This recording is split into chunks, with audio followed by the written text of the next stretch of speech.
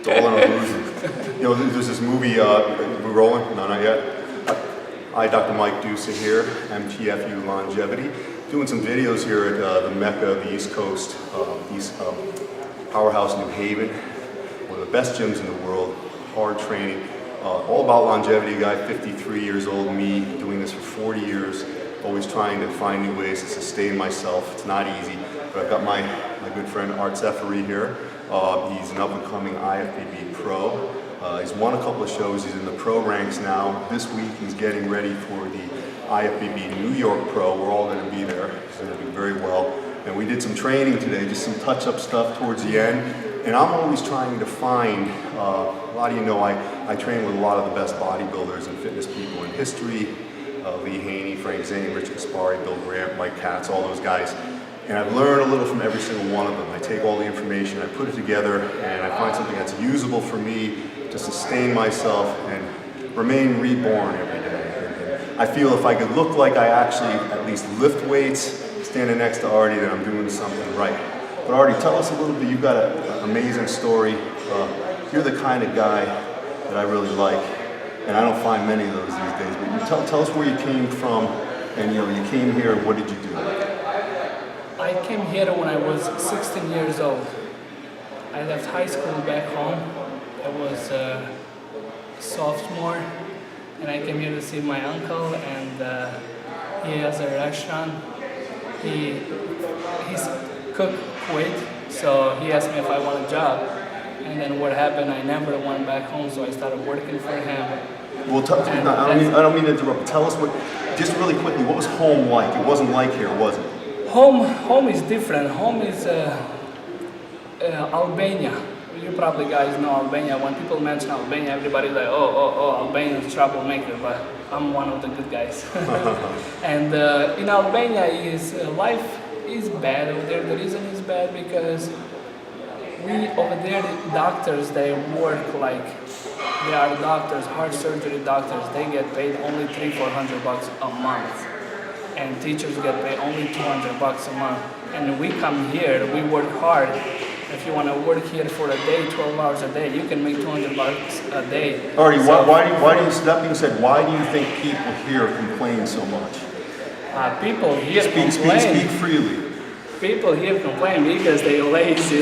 That's one of the reasons they complain. I mean, I came here when I was 16. I worked 80, 90 hours a week, and I never complained. I went to work at 8, 9 a.m. I left work at 11:30 p.m. 7 days a week for 3-4 years. I only had day off for like Thanksgiving, Christmas, 4th of July, whenever the restaurant was closed. Arti may not be able to boast enough, but I'll do it for him. He now runs a very successful restaurant on his own, and it's probably the toughest industry in business, restaurants, 1 out of 10 maybe, whatever the numbers are. Not only is the work still as profound and the same volume as when he was younger, but he still finds time to develop himself into an Ifbb pro. When you get regular folks who maybe work 40 hours a week, who have nothing but excuses as far as getting in the gym. So again, he's a really good prototype to follow. But now you got the restaurant going. How do you balance the two? I know you got to go there now, as a matter of fact. I mean, people see only the success. They don't see what you go through and how I got here. I work 12 hours a day. The only time I take off from the restaurant is when I come here to train. And I've been doing this for 5 years, almost every day training with my coach. And I trained since I was 16. I never stopped, never took a day off.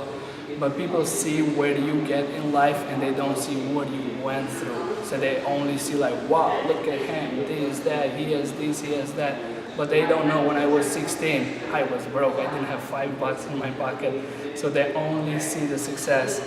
And the people don't want to work for it. They just want everything easy. Arti, what do they ask you about your body? I mean, especially the people who don't, like I know, I've been doing this a long time, but is it a pill mentality, like, hey, what can I do to look like you in 3 months, or what's the secret, or what should I take, as opposed to they don't really ask about the hard work component, do they?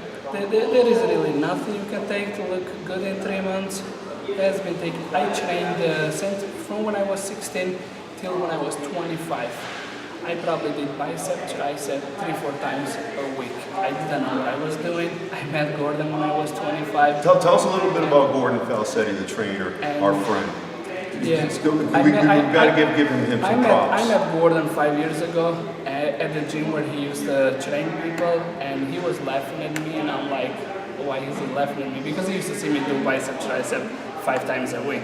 And then one day he took his time, talked to me, and he's like, I told him to make me a diet plan. He's like, no, he didn't want to waste his time with me because I told him what I eat all day was burgers and fries, buffalo wings, pizza, ziti, pasta. Well, we're having that after this. Aren't we going to eat? No, not me. You can have that.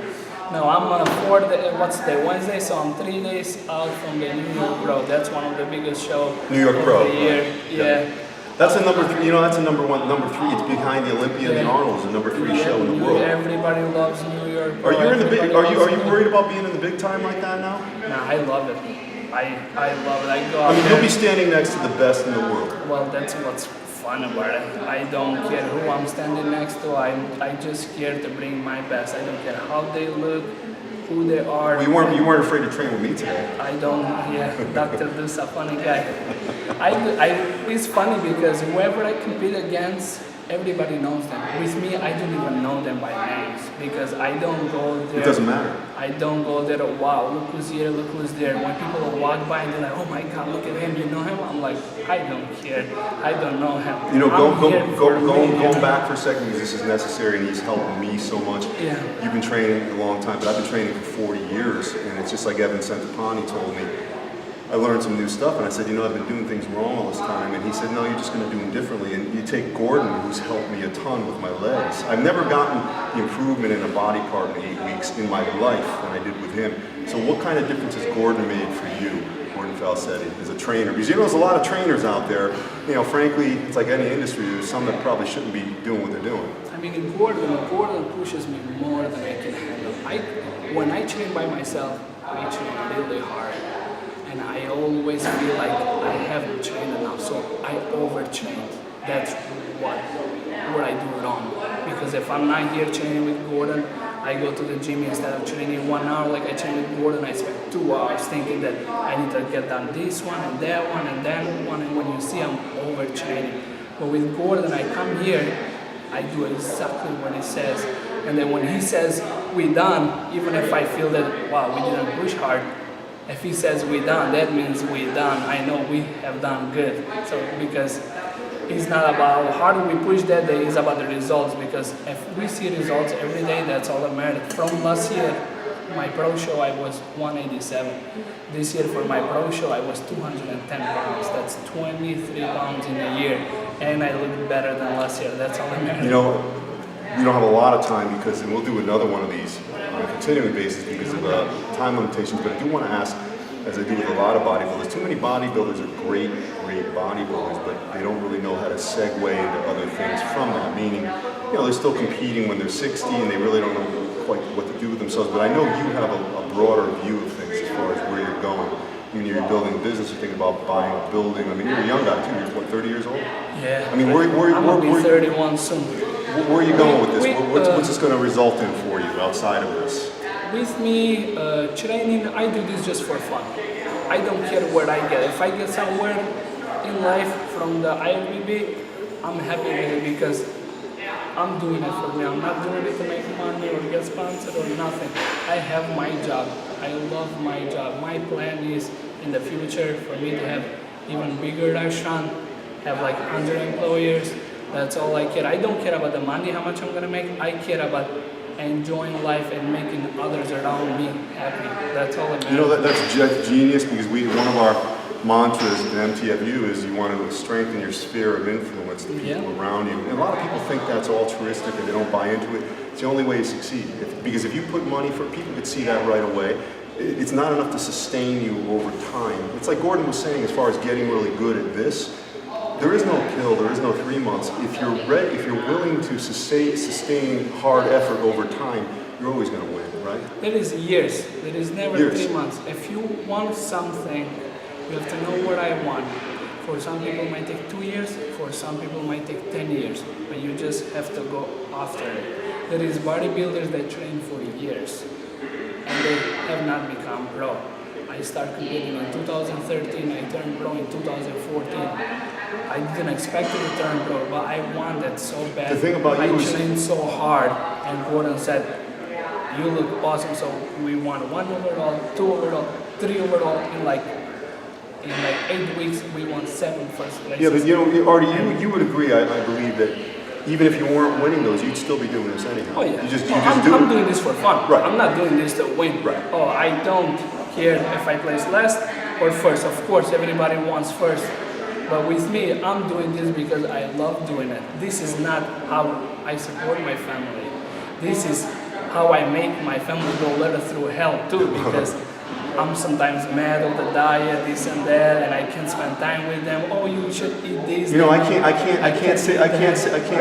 truly say that you're the happiest guy I know anymore. Than if you get. Hey, listen. On an ending note, you're one of the. Not just to say it right in front of you, but you're one of the great Americans who capitalize on what this country is really all about. You came here, you avail yourself of opportunity. Look where you are now. You basically are a guy, you're not rudderless, you can do whatever you want at any given time. And anybody, you just buy into that, you understand that. But tell me about your homeland. You're like a famous guy there, aren't you? You're famous. Yeah, they love me there. When you go home, is it like the Beatles? Like they all, I've heard that about you. Back home, I have my Facebook page. I have over 40,000 followers there. And they're all Albanians.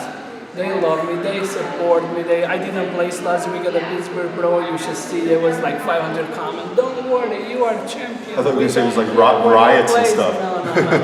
They're like, you're the best Albanian ever, blah, blah, blah. And they never say anything bad. And if someone says bad, then it's 40, 50 people telling him, you need to shut up, and until they make him delete the comment. Well, I'll close on this. You're going to go back home and run for office, president? Nah, I'll probably make my dream bigger here. This is the place where you make your dream come true. Living the American dream.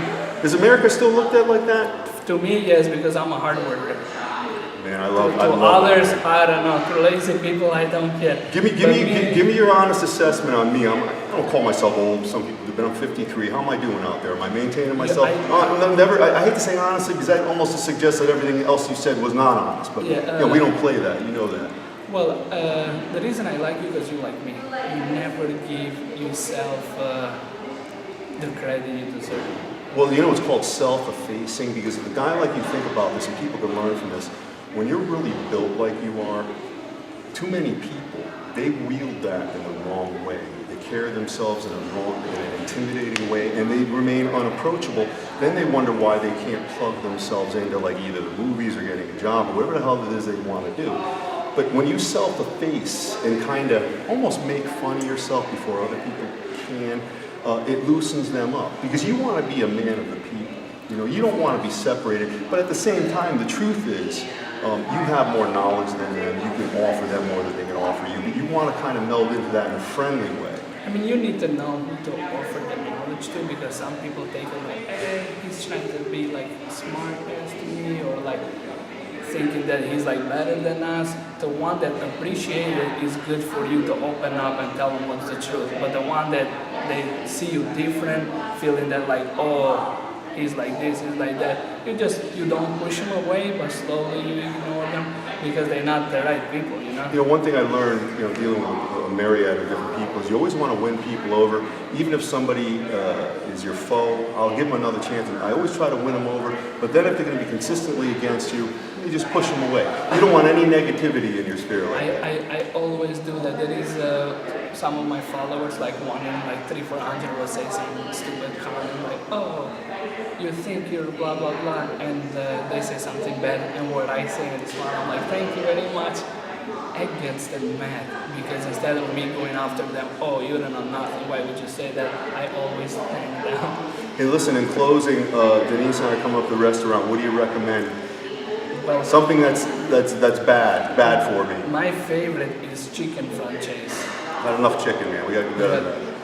Well, we have seafood, we have steak, we have veal, we have pizza. Pizza. We have stuffed bread, calzone. We How have. about I get a mixture of everything? Can I you hook me can up like make you that? alert of everything, but it should be on a day when I can have a cheat too. Oh, So we there's, go crazy. there's no doubt every day's a cheat day. After Saturday, after my show, we can have a cheat day together. Hey, good luck, man. Thank you. do well. Thank you, sir. Thank you. We'll be back. Thank you. Thank you. New York Pro, 3 more days. Yeah. We're gonna be there together, make Yeah. some pictures. Oh, yeah. I'm gonna look all tan and black. We like pictures, as long as I'm not standing next to him. Okay. Thank you guys. Thank you for watching. Hey, thanks for your time, man.